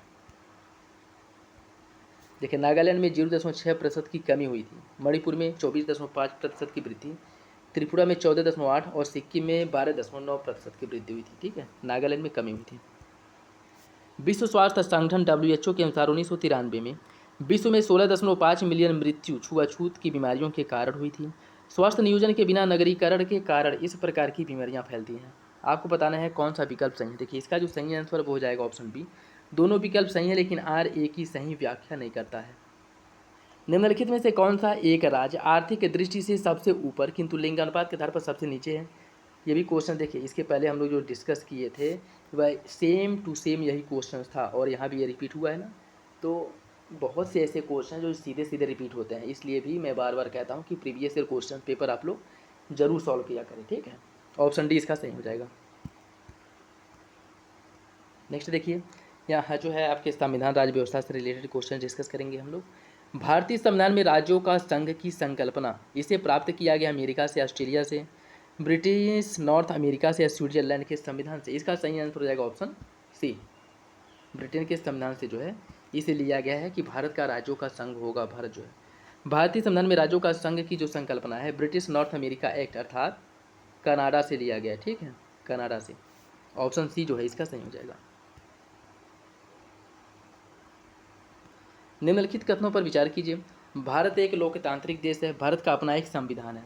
इसका सही आंसर क्या होगा? देखिए, इसका जो सही आंसर हो जाएगा ऑप्शन बी। कथन और कारण दोनों सही लेकिन आरे की सही व्याख्या नहीं करता है। देखिए, भारत एक लोकतांत्रिक देश है क्योंकि भारत का एक संविधान है इसलिए लोकतांत्रिक है, ऐसा कोई नहीं है। जैसे बहुत से ऐसे देश हैं जिनका अपना खुद का संविधान है लेकिन वो लोकतांत्रिक नहीं है। ठीक है, तो दोनों विकल्प सही हैं लेकिन अलग अलग व्याख्या नहीं करता है। नेक्स्ट देखिए, निम्नलिखित में से कौन संविधान के अनुच्छेद 21 के दायरे में नहीं आता है? एक चिकित्सक द्वारा घायल को चिकित्सकीय सहायता देना, कार्यस्थल पर महिलाओं का लैंगिक उत्पीड़न, पानी की गुणवत्ता को दूषित करना, मृत्युदंड। इसका जो सही आंसर है वो हो जाएगा आपका ऑप्शन डी सही है, मृत्युदंड। भारत एवं अमेरिका की राजनीतिक व्यवस्थाओं के बीच निम्नलिखित में से कौन सी विशेषता समान है? अवशिष्ट शक्तियाँ केंद्र के पास होंगी, अवशिष्ट शक्तियाँ राज्यों के पास होंगी, राष्ट्रपति के पास वीटो पावर होगा, या फिर उच्च सदन में कुछ मनोनीत सदस्य होंगे। देखिए इसका सही आंसर हो जाएगा केवल 3, ऑप्शन ए सही हो जाएगा। ठीक है, ऑप्शन ए केवल 3 सही है। नेक्स्ट देखिए, लोकसभा का अधिवेशन गठित करने हेतु गणपूर्ति कोरम लगभग कितनी होनी चाहिए? लोकसभा का अधिवेशन करने के लिए सदन के सदस्यों की कुल संख्या का 8वां हिस्सा, सदन के सदस्यों की कुल संख्या का 10वां भाग, सदन के सदस्यों की कुल संख्या का 4था भाग, या सदन के सदस्यों की कुल संख्या का 3रा भाग। देखिए इसका सही आंसर हो जाएगा ऑप्शन बी, सदन की कुल सदस्य संख्या का 10वां हिस्सा जो है गणपूर्ति अर्थात कोरम होता है। और 10वां हिस्सा लगभग मतलब 55 सदस्य लोकसभा में, और राज्यसभा में अधिवेशन अगर करना है तो कम से कम 25 सदस्य। ठीक है, लोकसभा के लिए 55, राज्यसभा के लिए 25। नेक्स्ट देखिए, कुछ राज्य दिए गए और राज्यसभा में उनके जो संख्या दी गई है उससे आपको सम्मिलित करना है। ये भी क्वेश्चन जो है रिपीट हुआ है। गुजरात की अगर बात करें, गुजरात में जो राज्यसभा में सीट हैं, गुजरात में राज्यसभा में सीटों की संख्या है 11, कर्नाटक में राज्यसभा की सीटों की संख्या 12 है, केरल में जो है वो है आपकी 9, और उड़ीसा में है 10। सही आंसर हो जाएगा ऑप्शन सी। देखिए गुजरात में राज्यसभा की सीट है 11, लोकसभा की 26, कर्नाटक में राज्यसभा 12 और लोकसभा 28, केरल में राज्यसभा 9, लोकसभा 20, उड़ीसा में राज्यसभा 10, लोकसभा 21। प्रोटेम स्पीकर सामान्यतः किसे नियुक्त किया जाता है? पिछले लोकसभा के अध्यक्ष, पिछले लोकसभा के उपाध्यक्ष, नवनिर्वाचित लोकसभा के वरिष्ठतम सदस्य, या फिर पिछली लोकसभा के विपक्ष के नेता। इसका सही आंसर हो जाएगा ऑप्शन सी, ऑप्शन सी हो जाएगा। नवनिर्वाचित लोकसभा के वरिष्ठतम सदस्य को प्रोटेम स्पीकर के रूप में नियुक्त किया जाता है। ठीक है, ऑप्शन सी इसका सही हो जाएगा। और इसका जो कार्य क्या होता है? इसका कार्य होता है कि नवनिर्वाचित जो सदस्य हैं उनको शपथ दिलाना, इसका कार्य होता है। राज्यसभा का सर्वप्रथम गठन किस वर्ष किया गया था? राज्यसभा का जो पहली बार गठन हुआ था वह 1952 में हुआ था। ऑप्शन सी सही हो जाएगा, 13 मई 1952 को इसकी पहली बैठक हुई थी। निम्नलिखित में से कौन संसद सदस्यों का सामूहिक विशेषाधिकार नहीं है? चर्चा एवं प्रक्रिया की स्वतंत्रता, संसद के आंतरिक विषयों के संचालन का अधिकार, साक्षी के रूप में उपस्थित से स्वतंत्रता, अपरिचितों को सदन से बाहर रखने का विशेष अधिकार। इसका सही आंसर हो जाएगा ऑप्शन सी, साक्षी के रूप में उपस्थिति से स्वतंत्रता। ऑप्शन सी सही है। देखिए इसमें अगर हम बात करें, अनुच्छेद 105 सब क्लॉज 3 में संसद के दोनों सदनों के सदस्यों को कुछ विशेष अधिकार दिए गए हैं। ठीक है, तो सही आंसर क्या हो जाएगा? Option C. ये भी याद रखिएगा कि अनुच्छेद 105 सब क्लॉज 3 के अंतर्गत इनको विशेष अधिकार प्राप्त है। निम्नलिखित कथनों पर विचार कीजिए और नीचे दिए गए कूट से सही आंसर का चयन कीजिए। राज्यपाल को उच्च न्यायालय के न्यायाधीश की नियुक्ति का अधिकार नहीं है, वह विधानमंडल का हिस्सा नहीं है, और उन्हें विधान परिषद में कुछ सदस्यों को मनोनीत करने का अधिकार है। उनके पास कोई न्यायिक शक्ति नहीं है। आपको बताना है कौन सा विकल्प सही है। इसका सही आंसर हो जाएगा ऑप्शन बी, 1 और 3। देखिए अनुच्छेद 168 के अनुसार राज्यपाल विधानमंडल का हिस्सा है। राज्यपाल जो है राज्य विधान परिषद के कुल सदस्यों के 6ठे भाग को नामित करता है, जिन्हें साहित्य, विज्ञान, कला, समाज सेवा, सहकारिता आंदोलन से संबंधित जो है विशेष ज्ञान हो। ठीक, और संविधान के अनुच्छेद 161 में राज्यपाल को क्षमा आदि देने की शक्ति दी गई है, जिसके अंतर्गत वह दंडादेश के निलंबन, परिहार, लघुकरण यह शक्तियाँ इनको प्राप्त है। राज्यपाल को उच्च न्यायालय के न्यायाधीश की नियुक्ति का अधिकार नहीं है। यह जो है नियुक्ति होती है वो राष्ट्रपति द्वारा होती है, न कि राज्यपाल द्वारा। राज्यसभा द्वारा संविधान के अनुच्छेद 249 के अंतर्गत पारित संकल्पना, जिसके द्वारा संसद को राज्य सूची के विषय पर राष्ट्रीय हित में विधि निर्माण करने का अधिकार दिया गया है, यह प्रवृत्त रहेगा 6 महीने से अधिक नहीं, मतलब कितने कब समय तक यह लागू रहेगा यह आपको बताना है। 6 महीने से अधिक नहीं, 2 वर्ष से अधिक नहीं, 1 वर्ष से अधिक नहीं, या फिर असीमित काल तक। देखिए इसका सही आंसर हो जाएगा ऑप्शन सी, 1 वर्ष से अधिक समय तक यह लागू नहीं रहेगा। उससे ज़्यादा अगर लागू करना तो फिर इसे जो है क्या करना होगा, सहमति लेनी होगी। नेक्स्ट देखिए, निम्नलिखित में से कौन सरकारी आयोग का सदस्य था? इसका सही आंसर हो जाएगा option C, doctor S R Sen. Doctor S R Sen जो है यह सरकारी आयोग के सदस्य हैं। देखो 1983 में केंद्र सरकार ने उच्चतम न्यायालय के सेवानिवृत्त न्यायाधीश RS सरकारिया की अध्यक्षता में केंद्र राज्य संबंधों पर 3 सदस्यीय एक समिति का गठन किया था। इसमें अगर हम बात करें, इसके अध्यक्ष जो है आपके SN सरकारिया थे और इसके जो अन्य सदस्य थे वो V शिवरमन और डॉक्टर SR सेन थे। ठीक है, 1887 में इसने अपनी रिपोर्ट प्रस्तुत की थी, जिसका सार अधिकतर तौर पे जनवरी 1988 में जारी कर दिया गया था और केंद्र राज्य संबंधों में सुधार के लिए 247 सिफारिशें इसके द्वारा दी गई थी, प्रस्तुत की गई थी। ठीक है, ऑप्शन सी सही हो जाएगा। निम्नलिखित में से कौन अंतर्राज्यीय परिषद का गठन करने के लिए अधिकृत है? इसका सही आंसर हो जाएगा ऑप्शन बी। अंतर्राज्यीय परिषद का गठन जो है राष्ट्रपति द्वारा किया था, जिसका उल्लेख संविधान के अनुच्छेद 263 में किया गया है, अनुच्छेद 263 में किया गया है। और इसमें अगर देखिए हम, अंतर्राज्यीय परिषद की स्थापना का जो सुझाव है केंद्र राज्य संबंधों पर गठित किया गया था, जो सरकारी आयोग इसी ने दिया था। ठीक है, तो सही आंसर क्या हो जाएगा? Option B. निम्नलिखित में से कौन सा एक क्षेत्रीय परिषदों का लक्षण नहीं है? यह एक संवैधानिक संस्था है। क्षेत्रीय परिषद एक संवैधानिक संस्था है। परिषद की स्थापना राज्यों के पुनर्गठन अधिनियम 1956 के अंतर्गत की गई थी। यद्यपि चंडीगढ़ राज्य है, फिर भी यह क्षेत्रीय परिषद में शामिल किया गया है। यह एक परामर्शदात्री संस्था है। देखिए इसका सही आंसर हो जाएगा ऑप्शन है। यह एक संवैधानिक नहीं बल्कि संविधानेतर संस्था है। ठीक है, संवैधानिक संस्था नहीं, संविधानेतर संस्था है। और 1956 के राज्य पुनर्गठन अधिनियम के तहत इसे बनाया गया था। और वर्तमान समय में देश में 5 क्षेत्रीय परिषद हैं, या कह सकते हैं कि पूरे भारत को 5 क्षेत्रीय परिषदों में विभाजित किया गया, उत्तरी, मध्य, पूर्वी, पश्चिमी और दक्षिणी। ठीक है, और क्षेत्रीय परिषद राज्यों की अगर हम बात करें तो इसकी जो अध्यक्षता है, वह आपके भारत के जो गृह मंत्रालय के मतलब गृह मंत्री होते हैं, उनके द्वारा क्षेत्रीय परिषद की अध्यक्षता की जाती है। और जो अंतर्राज्यीय परिषद है, इसके जो अध्यक्षता है वो प्रधानमंत्री द्वारा की जाती है। इसमें कन्फ्यूज मत होइएगा। ठीक है, और इसका जो मेन मुख्यालय है वो आपकी नई दिल्ली में है। नेक्स्ट देखिए, भारत में न्यायिक पुनरीक्षण का क्षेत्र सीमित है। भारतीय संविधान में कुछ उधार की वस्तुएं हैं, आपको बताना है कौन सा विकल्प सही है। देखिए इसका सही आंसर हो जाएगा ऑप्शन बी। दोनों विकल्प सही हैं, लेकिन आगे की सही व्याख्या नहीं करता है। नेक्स्ट देखिए, चुनाव की घोषणा होते ही राजनीतिक दलों को आदर्श आचार संहिता का पालन करना होगा। आदर्श आचार संहिता को संसद ने अधिनियमित किया था। देखिए इसका जो सही आंसर है वो हो जाएगा आपका ऑप्शन सी। पहला सही है, दूसरा गलत है। पहला सही है, दूसरा गलत है। आदर्श आचार संहिता की अगर हम बात करें तो निर्वाचन आयोग चुनाव प्रक्रिया की शुरुआत के कुछ सप्ताह पहले संवाददाता सम्मेलन में चुनाव घोषणा करता है और इस घोषणा के उपरांत उम्मीदवार एवं राजनीतिक दलों पर चुनाव आचार संहिता लागू हो जाता है। चुनाव प्रचार के दौरान चुनाव लड़ने वाले राजनीतिक दलों और उम्मीदवारों से अपेक्षा की जाती है कि निर्वाचन आयोग द्वारा जारी आचार संहिता का या क्या करे, पालन करे। ठीक, यह जो है संसद द्वारा नहीं, जो चुनाव आयोग है इसके द्वारा इसकी घोषणा की जाती है। नेक्स्ट देखिए, इसमें सूची फर्स्ट को सूची सेकंड से संबंधित करना है। कुछ जो है संविधान संशोधन दिए गए हैं और उसका संबंध किससे था, इससे आपको स्मृत करना है। न्यायिक पुनरीक्षण शक्ति का परिसीमन अगर हम बात करें 38वां संविधान संशोधन, और संपत्ति के अधिकार को मौलिक अधिकार से हटाया जाना, यह जो है आपका 42वां संविधान संशोधन।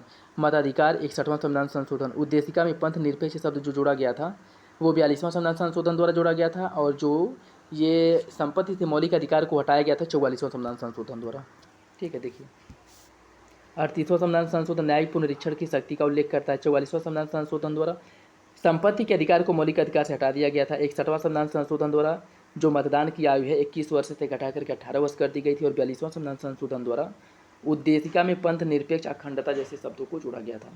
सही आंसर हो जाएगा ऑप्शन सी। 3 4 1 2 ऑप्शन सी हो जाएगा।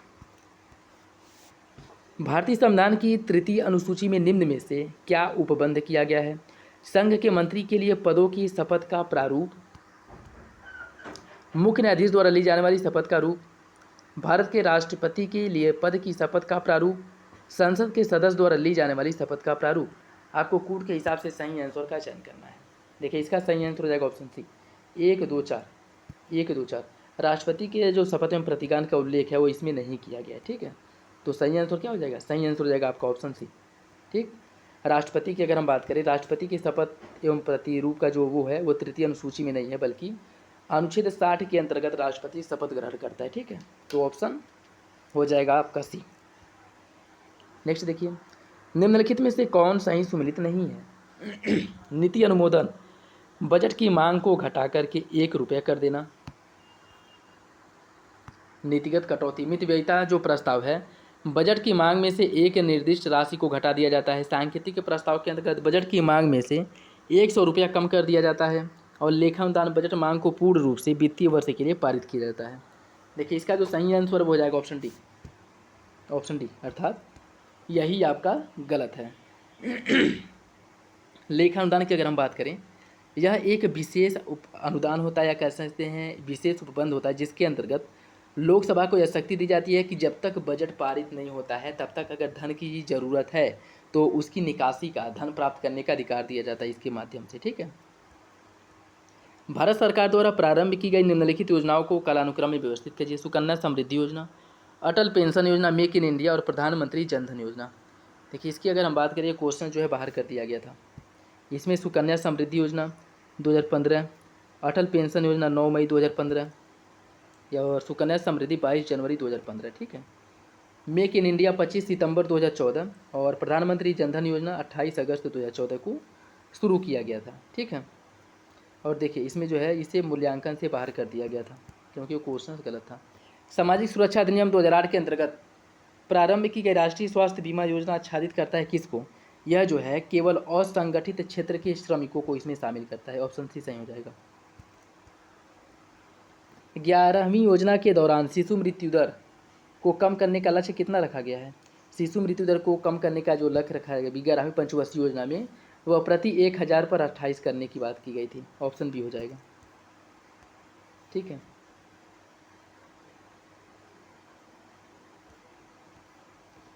आर्थिक सर्वेक्षण 2015-16 ये हमारे काम का नहीं है। निम्न योजनाओं पर विचार कीजिए और उन्हें कालक्रम में व्यवस्थित कीजिए। प्रधानमंत्री जन धन योजना, digital gender Atlas for advancing girls education in India, प्रधानमंत्री सुरक्षा बीमा योजना और मुद्रा योजना। इनको जो है क्रम से लगाना है। देखिए प्रधानमंत्री जन धन योजना, इसकी शुरुआत 28 अगस्त 2014, digital gender Atlas for advancing girls education in India 9 मार्च 2015, मुद्रा योजना 8 अप्रैल 2015 और प्रधानमंत्री सुरक्षा बीमा योजना 9 मई 2015। नेक्स्ट देखिए, निम्नलिखित में से समन्वित बाल विकास सेवा ICDS योजना के अंतर्गत कौन सी सेवा नहीं दी जाती है, कौन सी सेवा नहीं प्रदान की जाती है? पूरक आहार, रोग प्रतिरक्षण, बच्चों को निःशुल्क पुस्तक एवं विद्यालय पोशाक का वितरण, 3 से 6 वर्ष की आयु के बच्चों को स्वास्थ्य एवं पोषण शिक्षा। इसका सही आंसर हो जाएगा ऑप्शन सी, बच्चों को निःशुल्क पुस्तक एवं विद्यालय पोषक वितरण जो है इसमें इस योजना में शामिल नहीं है। नेक्स्ट देखिए, बुलेट कैपिटलिस्ट अर्थात बैल पूंजीपति किसे कहा जाता है? उन किसानों को जिनके पास कुछ साधन तो हैं पर धनाढ्य नहीं। उन किसानों को जिनके पास साधन है लेकिन वह धनी नहीं है, उन्हें बुलेट कैपिटलिस्ट कहा जाता है। ऑप्शन सी हो जाएगा।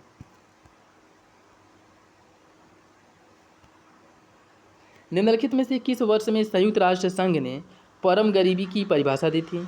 एब्सोल्यूट पॉवर्टी की परिभाषा संयुक्त राष्ट्र द्वारा किस वर्ष दी गई थी? इसका सही आंसर हो जाएगा ऑप्शन बी, 1995 में। देखिए संयुक्त राष्ट्र द्वारा 1995 में परम गरीबी की परिभाषा को अंगीकृत किया गया था।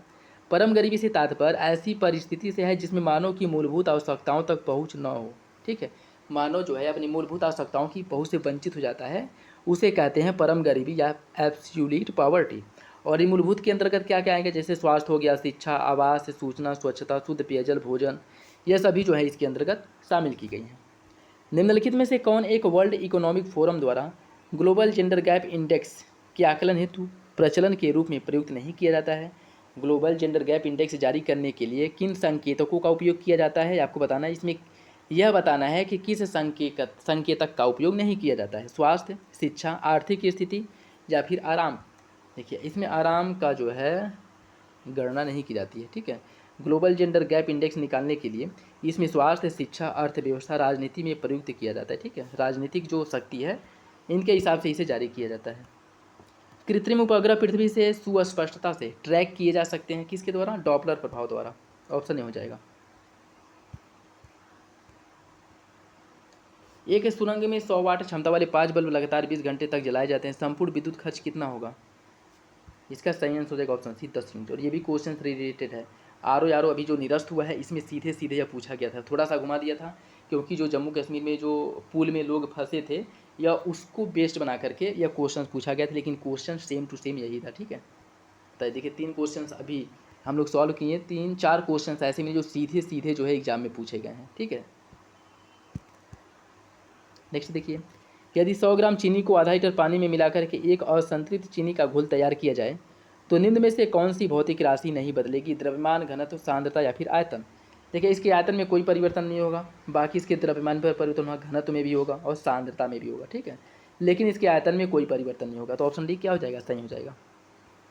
मोबाइल चार्जर क्या है? एक इन्वर्टर है, एक यूपीएस है, एक उच्चाई ट्रांसफार्मर है या फिर एक अपचाई ट्रांसफार्मर है। ठीक है, मोबाइल चार्जर जो है या एक अपचाई ट्रांसफार्मर है। ऑप्शन डी हो जाएगा।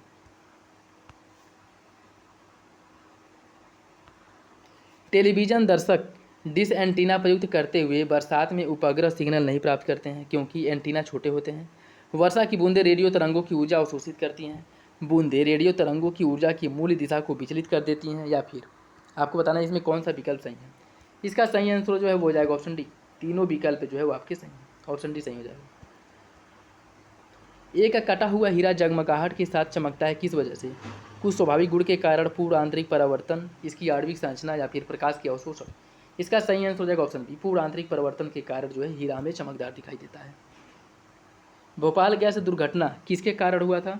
मिथाइल आइसोसाइनाइड मिक गैस के कारण। ठीक है, ऑप्शन सी हो जाएगा। और यह जो है 2-3 दिसंबर 1984 को यह घटना घटित हुई थी। एलपीजी सिलेंडर के रिसाव से उत्पन्न दुर्गंध निम्नलिखित में से किसकी होती है? यह जो है इथाइल मेरकैप्टन की होती है। इथाइल मेरकैप्टन की। एलपीजी सिलेंडर की अगर हम बात करें तो या फिर एलपीजी गैस की, यह जो है गंधहीन गैस है।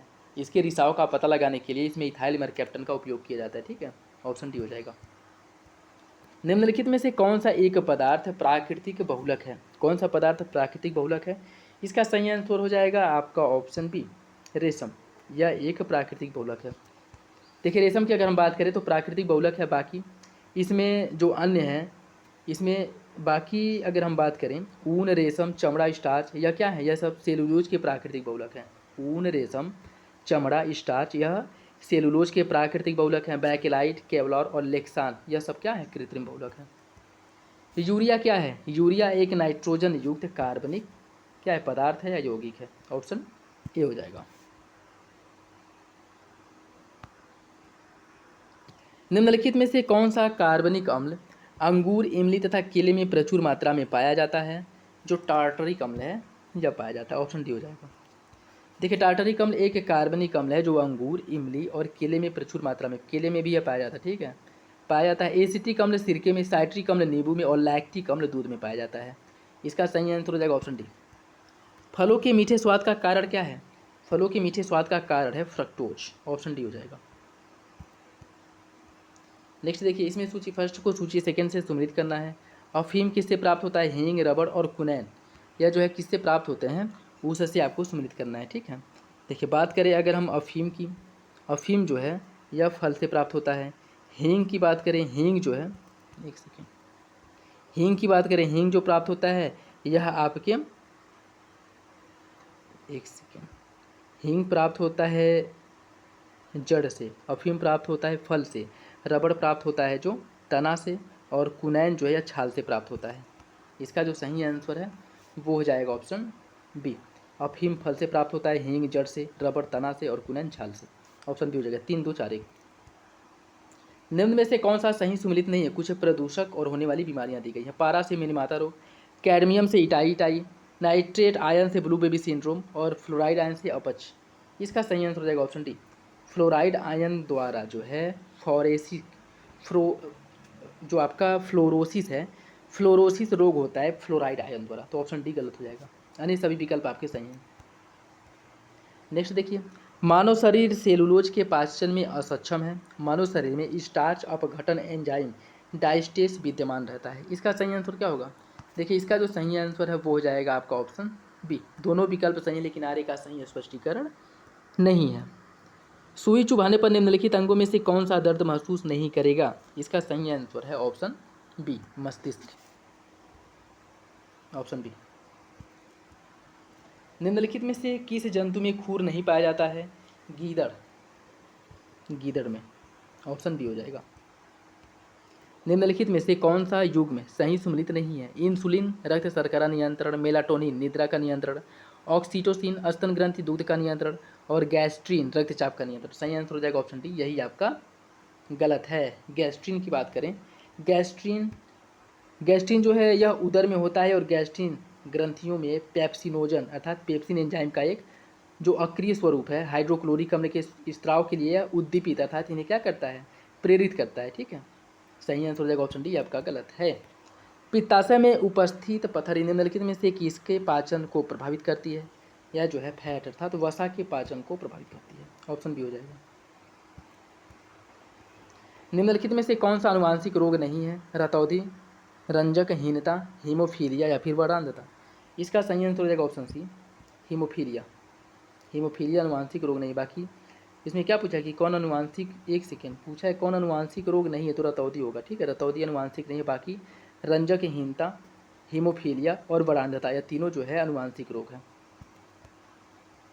निम्नलिखित में से कौन सा युग्म सही सुमेलित नहीं है? विटामिन B12 प्रति अरक्तता कारक, विटामिन C प्रतिस्कर्वी कारक, विटामिन D वंध्यता रोधी कारक, विटामिन K प्रति रक्त स्त्राव कारक। इसका सही आंसर हो जाएगा ऑप्शन सी, विटामिन डी की कमी से वंध्यता रोधी कारक होता है, ये जो कि आपका गलत है। विटामिन डी की कमी से रिकेट्स होता है, विटामिन डी की कमी से रिकेट्स होता है। ठीक है, जैसे बच्चों में होता है रिकेट्स और वयस्कों में होता है ऑस्टियोमलेसिया। ऑप्शन सी हो जाएगा। आयोडीन की कमी से कौन सा रोग होता है? आयोडीन की कमी से घेंघा रोग होता है। ये भी क्वेश्चन रिपीटेड है। निम्नलिखित में से किसका मस्तिष्क उसके शरीर के अनुपात में सबसे बड़ा होता है? इसका सही आंसर ऑप्शन है चींटी का। चींटी का। हवा में तैरते हुए श्वसनीय सूक्ष्म कणों का आकार कितना होता है? 5 माइक्रोन से कम होता है। 5 माइक्रोन से कम। ये भी सीधे सीधे क्वेश्चन पूछा गया था। ऑप्शन डी हो जाएगा।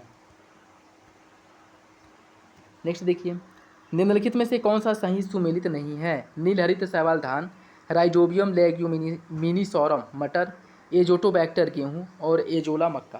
देखिए इसका सही आंसर हो जाएगा आपका ऑप्शन डी, एजोला। मक्का गलत है। एजोला एक तैरता हुआ फर्न है जो शैवालों से मिलती जुलती है। एजोला की बात करें तो धान के खेत या उथले पानी में पाया जाता है। ठीक है, न कि मक्के के खेत में। तो ऑप्शन डी ही आपका गलत हो जाएगा। नेक्स्ट देखिए, इसमें कुछ क्षेत्र दिए गए हैं और स्थानांतरित कृषि दी गई है। इसमें सूची फर्स्ट को सूची सेकेंड से सम्मिलित कर, किस क्षेत्र में हस्तांतरित कृषि को किस नाम से जाना जाता है उससे आपको सम्मिलित करना है। बात करें अगर पश्चिमी घाट में, पश्चिमी घाट में हस्तांतरित कृषि को कुमारी के नाम से जाना जाता है, कुमारी कहा जाता है। ठीक है, दक्षिण पूर्व राजस्थान में हस्तांतरित कृषि को कहा जाता है वालतरे, वालतरे। उत्तर पूर्वी भारत में जो है इसे झूम कहा जाता है और मध्य प्रदेश छत्तीसगढ़ में इसे डाहिया का, विंगा ढाबी जो है ये सब विंगा भी कहा जाता है, कहीं कहीं डाहिया मिलता है मध्य प्रदेश और छत्तीसगढ़ वाले क्षेत्र में। सही आंसर हो जाएगा ऑप्शन ए 4 2 3 1 ऑप्शन ए हो जाएगा।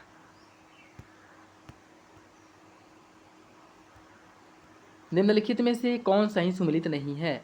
विश्व पर्यावरण दिवस 5 जून को मनाया जाता है, पृथ्वी दिवस 22 अप्रैल को, तंबाकू निषेध दिवस 5 मई को, ओजोन दिवस 16 सितंबर को। इसका देखिए सही आंसर हो जाएगा ऑप्शन सी, जो तंबाकू निषेध दिवस है यह आपका मनाया जाता है 31 मई को, न कि 5 मई को। ठीक है, 31 मई को मनाया जाता है। नेक्स्ट देखिए, हरित गृह प्रभाव से वातावरण में निम्नलिखित में से कौन सा परिवर्तन होता है? वायुमंडल में कार्बन डाइऑक्साइड की सांद्रता बढ़ जाती है, वायुमंडल में आर्द्रता बढ़ती है, जीवधारियों की संख्या बढ़ जाती है, वायु की गति बढ़ जाती है। ये क्वेश्चन बाहर हो गया था, बाहर कर दिया गया था लोक सेवा आयोग द्वारा। ठीक है, क्योंकि इसका 2 आंसर सही है, बी और डी दोनों सही है। वायुमंडल में आर्द्रता बढ़ जाती है और वायु की गति बढ़ जाती है, दोनों सही हैं, बी और डी। नेक्स्ट देखिए, निम्नलिखित में से किस पारिस्थितिकीय तंत्र में पौधों का जैविक पदार्थ अधिकतम होता है? उष्ण कटिबंधीय पतझड़ में, उष्ण कटिबंधीय वर्षा वन में, शीतोष्ण पतझड़ वन या रेगिस्तानी वन। देखिए उष्ण कटिबंधीय वर्षा वन, ठीक है, यहाँ पे जो पारिस्थितिक तंत्र में पौधों का जैविक पदार्थों की अधिकतम संख्या विविधता जो है बहुत अधिक पाई जाती है। ठीक है, ऑप्शन बी हो जाएगा। भारत सरकार ने वन संरक्षण अधिनियम किस वर्ष में अधिनियमित किया था? वन संरक्षण अधिनियम 1980 में जो है भारत सरकार द्वारा अधिनियमित किया गया था। ठीक है, ऑप्शन बी हो जाएगा। जैव विविधता को अधिकतम संकट किससे है? जैव विविधता को जो सबसे ज़्यादा संकट है वो प्राकृतिक निवास एवं वनस्पतियों के विनाश से है। आर में ये भी क्वेश्चन पूछा गया था। ठीक है, लेकिन उसमें क्या है, उसमें ये वनस्पति का विनाश ये हटा करके केवल प्राकृतिक निवास का विनाश पूछा था। ठीक, ऑप्शन ए हो जाएगा। निम्नलिखित में से कौन से जलवायु परिवर्तन के प्रमुख कारक हैं? जीवाश्मिक ईंधन का अधिकतम प्रज्वलन, तैल चलित स्वचालितों की संख्या विस्फोटन, सौर धधक में वृद्धि, या फिर अत्यधिक वनोन्मूलन। आपको बताना है कौन सा विकल्प सही है। इसका सही आंसर हो जाएगा ऑप्शन बी, 1, 2, 4। 1, 2, 4। जलवायु परिवर्तन के जो प्रमुख कारक हैं, जीवाश्म ईंधन का अधिकतम उपयोग करना, प्रज्वलन, तैल चलित स्वचालितों की संख्या अर्थात विस्फोटक और जो गाड़ियाँ चलाई जाती हैं उनसे जो धुएँ निकलते हैं, अत्यधिक वनोन्मूलन, ये सभी जो हैं जलवायु परिवर्तन के लिए उत्तरदायी हैं। रानी झांसी समुद्री राष्ट्रीय पार्क कहाँ पे है और इसकी स्थापना कब की गई थी? 1996 ईस्वी में जो है इसकी स्थापना की गई थी। ठीक है, और यह बंगाल की खाड़ी में अंडमान निकोबार द्वीप समूह में स्थित है और इस राष्ट्रीय उद्यान घोषित किया गया था 1996 में। निम्नलिखित ईंधनों में से कौन न्यूनतम पर्यावरणीय प्रदूषण उत्पन्न करता है? हाइड्रोजन, डीजल, मिट्टी का तेल या फिर कोयला। इसका सही आंसर हो जाएगा ऑप्शन ए, हाइड्रोजन, जिसे भविष्य का ईंधन भी कहा जाता है। निम्नलिखित में से कौन सा भारत में स्थापित प्रथम राष्ट्रीय उद्यान था? चंदौली राष्ट्रीय उद्यान, जिम कॉर्बेट, गिर या फिर दुधवा। देखिए चंदौली की स्थापना जो है उत्तर प्रदेश में सबसे पहले की गई थी। एक सेकेंड, चंदौली कह रहे हैं, ये जिम कॉर्बेट राष्ट्रीय उद्यान, लेकिन वर्तमान समय में यह जो है आपके उत्तराखंड का भाग है। ठीक है, और इसकी स्थापना सबसे पहले हुई थी और भारत में स्थापित पहला राष्ट्रीय उद्यान पार्क था। 1936 में इसकी स्थापना की गई थी और उस समय इसे हैली के नाम से जाना जाता था, लेकिन वर्तमान समय इसे जिम कॉर्बेट के नाम से जाना जाता है और यह उत्तराखंड के नैनीताल में स्थित है। अधोलिखित में से कौन जीव से जैवमंडल तक जैविक संगठन का सही क्रम है? जनसंख्या, पारिस्थितिक तंत्र, समुदाय, भूदृश्य, या फिर भूदृश्य, समुदाय, पारिस्थितिक तंत्र, जनसंख्या, या फिर जनसंख्या, समुदाय, पारिस्थितिक तंत्र, भूदृश्य, या फिर जनसंख्या, भूदृश्य, समुदाय, पारिस्थितिक। देखिए जनसंख्या सबसे छोटी है, उसके बाद समुदाय, जनसंख्या से मिलकर के समुदाय का निर्माण होता है और बहुत से समुदाय मिलकर के एक पारिस्थितिक तंत्र का निर्माण करते हैं और बहुत से पारिस्थितिक तंत्र मिलकर के एक बड़े भूदृश्य का निर्माण करते हैं। तो सही आंसर क्या हो जाएगा? ऑप्शन सी हो जाएगा। निम्न में से कौन सा तंत्र सही सुमेलित नहीं है? Carbon dioxide thermal power station, chlorofluorocarbon automobile, nitrous oxide जलमग्न धान का क्षेत्र, सल्फर डाइऑक्साइड ईंट के भट्ठे। इसका सही आंसर जो है आपका हो जाएगा ऑप्शन बी। देखिए ऑटोमोबाइल से कार्बन मोनोऑक्साइड और लेड निकलता है, न कि CFC, तो बी जो है गलत हो जाएगा। भारत में जलवायु परिवर्तन से सामाजिक तनाव बढ़ रहा है। मौसम की चरम दशा की बारंबारता एवं तीव्रता से खाद्य सुरक्षा पर गंभीर प्रभाव पड़ता है। इसका सही आंसर हो जाएगा ऑप्शन ए। दोनों विकल्प सही हैं, आर ए की सही व्याख्या करता है। नेक्स्ट देखिए यूपी स्पेशल के कुछ महत्वपूर्ण क्वेश्चन जो पूछे गए थे। कुछ उद्योग दिए गए हैं और केंद्र दिया गया है। जैसे खेल के सामान के लिए अगर हम बात करें, इसके लिए प्रसिद्ध है आपका मेरठ। ठीक है, और दिया सलाई के लिए बरेली प्रसिद्ध है। पीतल के सामान के लिए मुरादाबाद, लकड़ी पर सहारनपुर, लकड़ी पर नक्काशी के लिए। देखिए खेल का सामान मेरठ, दिया सलाई बरेली, पीतल का मुरादाबाद और लकड़ी का सामान सहारनपुर। ऑप्शन बी सही हो जाएगा। 3, 4, 1, 2। नेक्स्ट देखिए यहाँ से जो है करंट अफेयर के क्वेश्चन शुरू हैं, तो ये हमारे किसी काम के नहीं हैं। बाकी आगे देखते हैं, कुछ और क्वेश्चंस होंगे तो उनको डिस्कस करेंगे। आप देख रहे हैं कि सीधे सीधे जो है प्रीवियस ईयर में अभी जो एग्ज़ाम हो रहे हैं उसमें कितने क्वेश्चन सीधे सीधे रिपीट होते हैं। तो प्रीवियस ईयर क्वेश्चंस पेपर आप लोग जरूर सॉल्व कर लिया करें और किसी भी क्वेश्चंस में अगर कोई कन्फ्यूजन हो, डाउट हो, कमेंट बॉक्स में कमेंट करके पूछ सकते हो और अपना फीडबैक जरूर दिया करें। देखिए आज का लास्ट क्वेश्चन, इसमें कुछ संस्थान दिए गए और शहर दिए गए हैं, उससे जो है क्या करना है आपको सुमेलित करना है। वन अनुसंधान संस्थान, भारतीय चारागाह अनुसंधान संस्थान, केंद्रीय शुष्क क्षेत्र अनुसंधान संस्थान और भारतीय कृषि अनुसंधान संस्थान, यह कहाँ पे है इसे आपको सुमेलित करना है। देखिए इसकी अगर हम बात करें, वन अनुसंधान संस्थान है आपके देहरादून में, भारतीय चारागाह झांसी में है, केंद्रीय शुष्क जोधपुर राजस्थान में है और भारतीय कृषि अनुसंधान संस्थान नई दिल्ली में है। जो इसका सही आंसर है वो हो जाएगा ऑप्शन बी, 3, 4, 1, 2। ऑप्शन बी हो जाएगा 3, 4, 1, 2। तो ये था आज का last question. I hope video आप लोगों को अच्छा लगा होगा और वीडियो अच्छा लगी तो लाइक करिए, चैनल पे नए हैं तो सब्सक्राइब जरूर कर लिए, अपना फीडबैक जरूर दिया करें। इसका PDF भी आप लोगों को टेलीग्राम चैनल पे प्रोवाइड करा दिया जाएगा, वहाँ से डाउनलोड कर सकते हैं और 2-4 दिन में आपके जो नए प्रैक्टिस सेट्स हैं वो आ जाएंगे, क्योंकि मार्केट में भी पुराने प्रैक्टिस सेट्स हैं। ये कल बहुत ढूंढने के बाद भी कोई प्रैक्टिस सेट्स नहीं मिले, सभी पुराने ही हैं, जिसमें 25 से 30 क्वेश्चंस जो है आपके करंट अफेयर्स के रहते हैं, और सारे प्रैक्टिस सेट में करंट अफेयर के कुछ क्वेश्चंस हैं, और वो सभी जो है आपके जनवरी 2023, अप्रैल 2023, मई 2023 तक के हैं। तो हम लोगों के लिए वो कोई काम का नहीं है। 2-3 दिन में नए प्रैक्टिस सेट्स आ जाएंगे, चाहे वो दृष्टि IAS के हो, ध्यान IAS के, GS वर्ल्ड या फिर स्टडी फॉर सिविल सर्विसेज के, तो उनको हम लोग प्रॉपर सॉल्व करेंगे। बाकी तब तक आप लोग प्रीवियस क्वेश्चन पेपर अच्छे से लगाइए, और एग्जाम के पहले एक बार इसे रिवीजन जरूर कर लीजिएगा, ठीक है। तो चलिए मिलते हैं अगले वीडियो में, तब तक के लिए धन्यवाद।